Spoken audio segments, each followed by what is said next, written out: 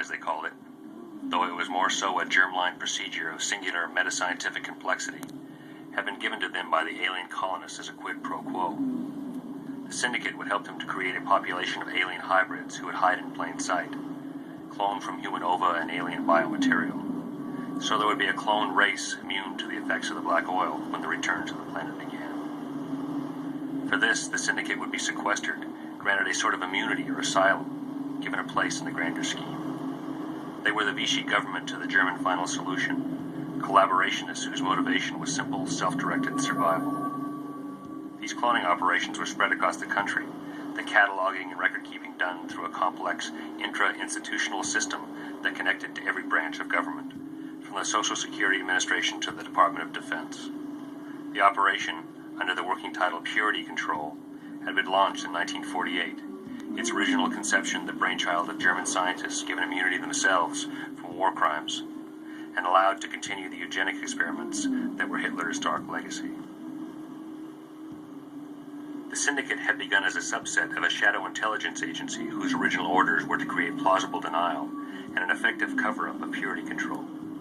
But through 50 years, numerous U.S. and UN administrations, the principles began to wrest control, accumulating power and influence across international borders.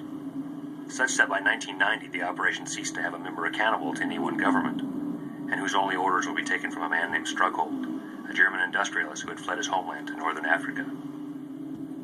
These men, whose knowledge and access provided control of a foreseeable future, had in spite of this everything to lose. Their secret work, the cloning preparations and the cataloging, constituted their greatest vulnerability: exposure. Their detection would ensure not just their own demise, but a far-reaching dissolution of social and religious order around the globe. To protect against this, the syndicate employed methods of disinformation, using covert government programs that had been regrettably discovered as a kind of smokescreen, a dodge or blind where the transgressions of Congress-accountable agencies served to hide their own more odious undertaking. They had even at times used the UFO phenomenon to create an hysteria that science and the intelligentsia denounced so completely as to make belief and believers seem ridiculous and completely discreditable.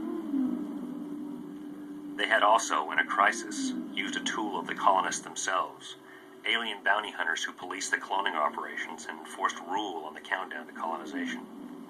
A double-edged sword whose cold-blooded tactics could help to stem a leak or threat, but who also kept watch on the syndicate. A threat in itself, as the syndicate had something to hide that not even the colonists knew of: a vaccine against the black oil, an inoculant against the substance in which the alien life force was held, in fact, the very medium of the life force itself. To guard this secret was perhaps even more critical than the truth of the existence of alien life and of colonization. If the syndicate's own secret vaccine were discovered, a vaccine that would make themselves immune from the effects of the black oil, they would certainly be destroyed and the timetable for colonization stepped up. They would protect this secret with their lives. They would kill to protect it, as it symbolized the only hope they had of avoiding enslavement when the planet was overtaken. That they had been able to, over decades, conduct their work on the vaccine undetected was a result of a code among the syndicate members that put honor and the future above personal politics. But now this code was beginning to break down, an incipient scramble for power beginning to develop, a threat from within that doubled the threat from without, from Agents Mulder and Scully and the X-Files.